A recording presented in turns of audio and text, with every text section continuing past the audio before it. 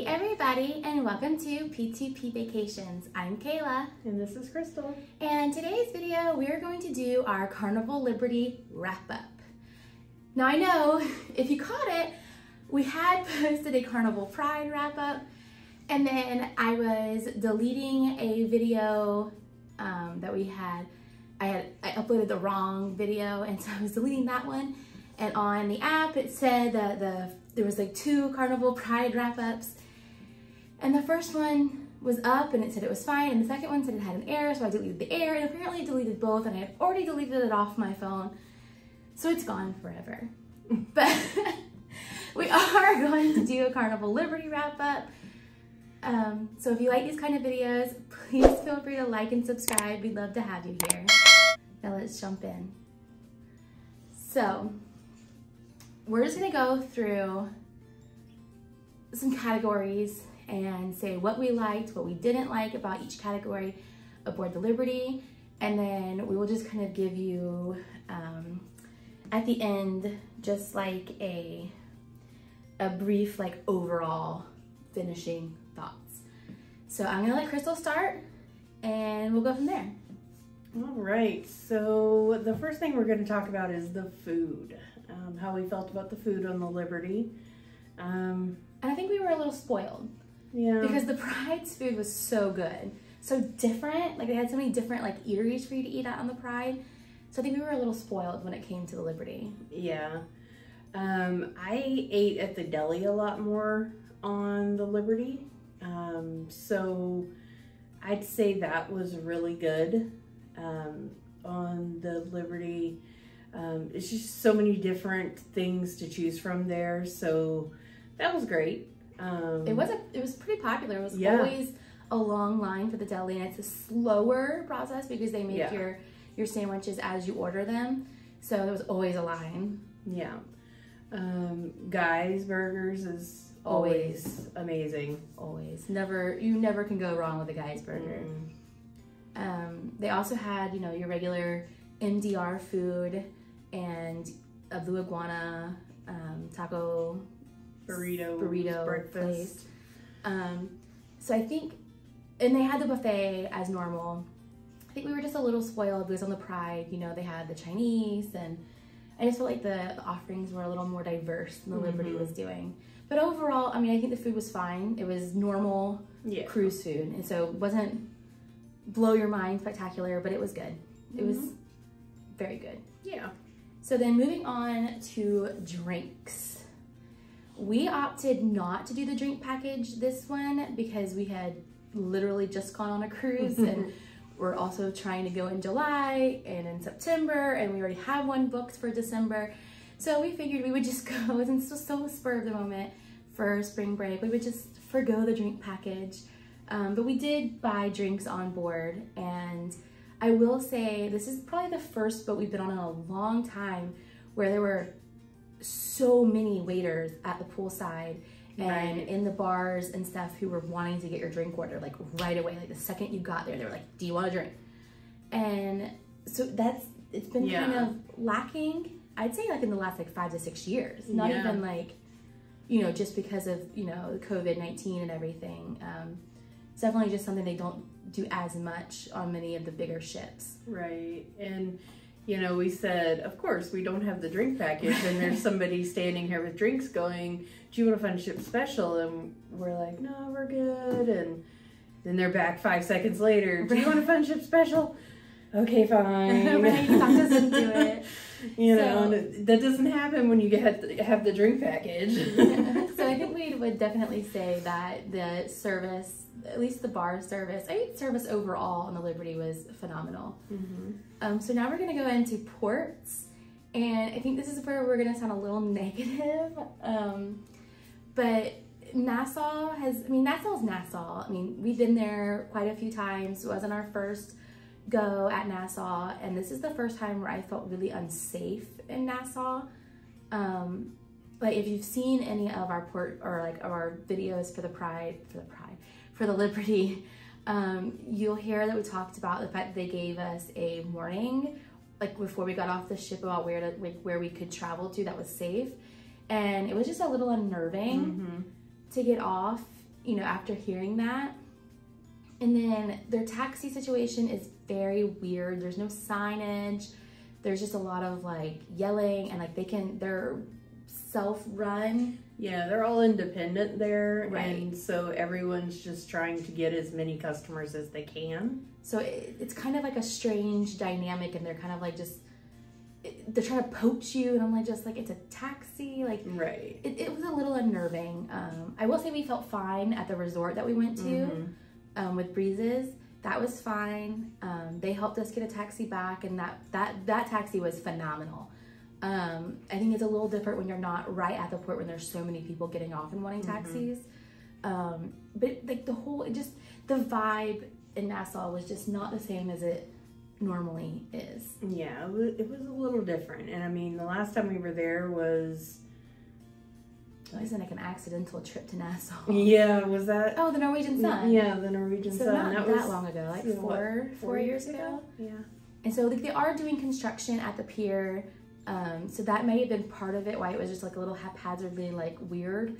So I mean that these issues that we were having could change once that's completed, but it was a little sketchy to us, and it's like the first time we feel like we felt that. Besides that one time in Belize a very, very, very long time ago.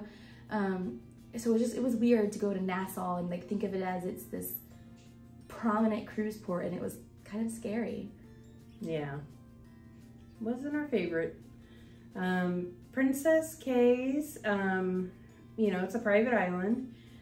And just like Half Moon Key, Coco Key, all those. So it was not really as nice as Half Moon Key. It's very small.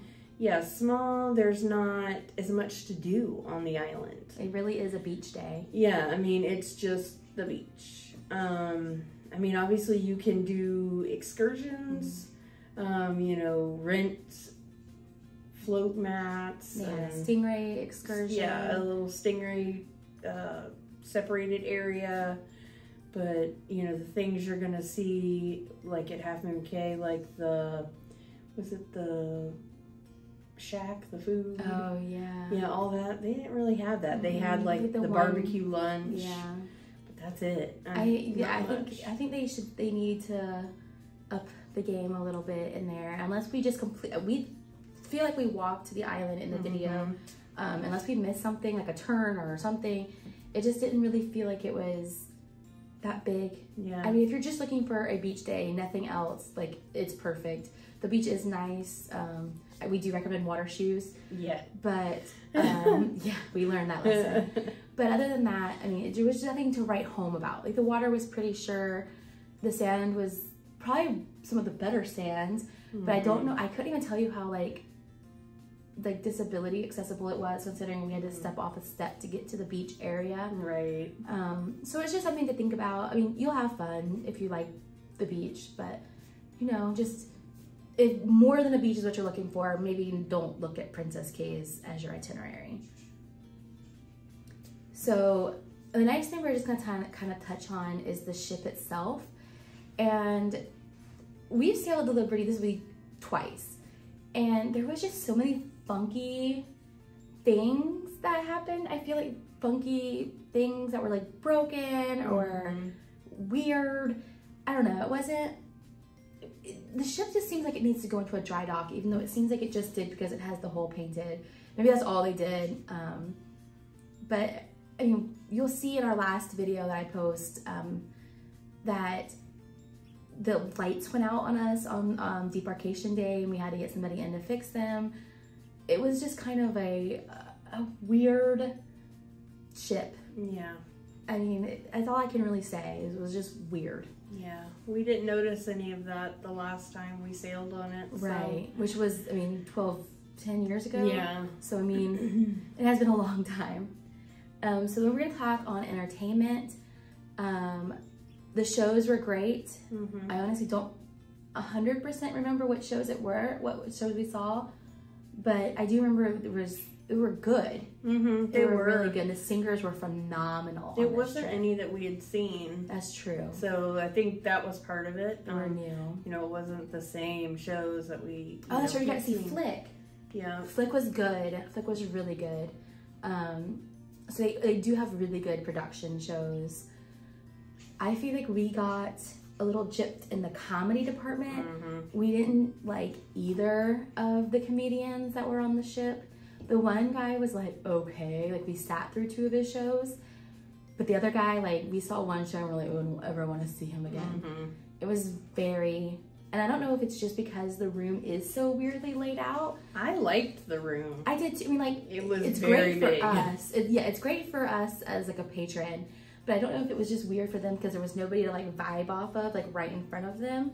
So I don't know if that kind of throws them off a little bit, but the first guy was okay. The second guy was not okay. So, but I mean, like that varies sailing to sailing. Like the same comedians aren't going to be on your sailing if you sail the Liberty. So that's just, you know, personal preference.